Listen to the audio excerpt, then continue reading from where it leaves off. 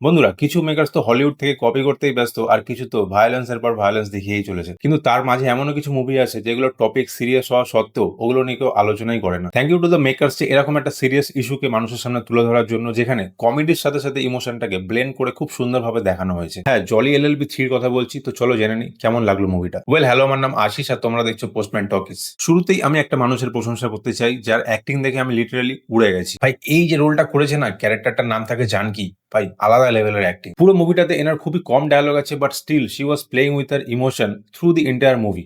Excellent acting. আর একটা scene আছে যেখানে অক্ষয় কুমারের ফুল কমেডি চলছে কোর্ট রুমের মধ্যে, আর তারপরেই এই জানকী দেবী কান্নার একটা সিন আছে। ভাই, ওই সিনটাতে পুরো কোর্ট রুম সাইলেন্স হয়ে যায়, ইভেন থিয়েটারও কিন্তু পুরো চুপ হয়ে যায়। পুরো 1 মিনিট ধরে চলতে থাকে এই সিনটা দেখার পর না তোমার ভেতর থেকে না খারাপ লাগবে। এবার কমেডির কথা যদি বলি, তাহলে মনে হচ্ছিল যে অক্ষয় কুমার সে আবার আগের ফর্মে ফিরে এসেছে। আরশাদ ওয়ারসি যদি কমেডি নিয়ে কথা বলি, তাহলে অক্ষয় কুমারের থেকে একটু লো লাগে, বাট ওই ক্যারেক্টারটা অনেকটা সিরিয়াস আর অনেকটা ইম্প্যাক্টফুল লাগে।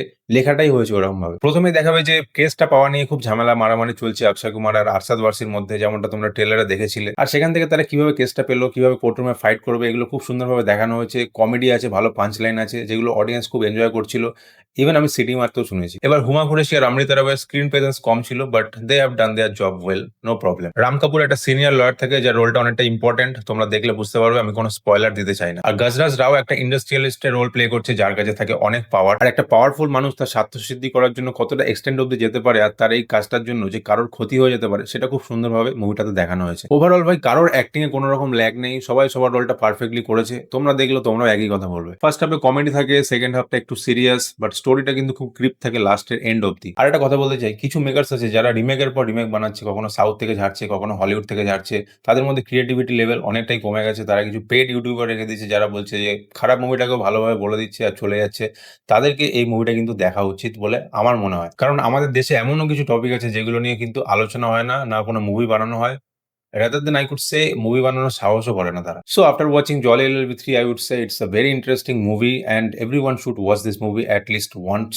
So 4 out of 5. বাকি 2 ঘন্টা 37 মিনিটের মুভি। ফার্স্ট হাফে লাউড কমেডি থাকার জন্য একটু স্ট্রেসড ফিল হয়, বাট সেকেন্ড হাফটা এতটাই সিরিয়াস যে তোমরা থিয়েটার ছেড়ে উঠে যেতে পারবে না। দেখো, একটা কথা বলতে চাই, যারা অক্ষয় কুমারকে নিয়ে ট্রোল করে না পেয়ারা খাওয়া নিয়ে, তাদেরকে বলতে চাই যে ভাই, এই ধরনের সোশ্যাল মেসেজ করার যে মুভিগুলো না, এগুলো অক্ষয় কুমার ছাড়া কেউ সাহসও করবে না আনার। কারণ আমরা আগেও দেখেছিলাম টয়লেট এক প্রেম কথা, ও মাই গড, তারপরে প্যাডম্যান টাইপের মুভি। এগুলো কে করেছে? অক্ষয় কুমার ছাড়া কেউ করতে পারবে? কমেডি সিনের সাথে সাথে একটা সিরিয়াস সিনের transition, no one can do this better than Akshay Kumar. এটা লিখে দিলাম। সো এটা ছিল আমার ওপিনিয়ন জলি এলএলবি 3 কে নিয়ে। তোমাদের কেমন লেগেছে মুভিটা কমেন্ট করে জানাও। আর দেবী চৌধুরী রানীর ট্রেলার কালকে রাতে আমি দেখতে চাইছিলাম, বাট এতটাই অন্ধকার, না শ্রাবণ থেকে দেখতে পেলাম ঠিক করে, না ঘোড়াটাকে। তো আজকে দিনের আলোতে আমি ওটাকে দেখবো আর রিভিউ করবো তোমাদের সাথে।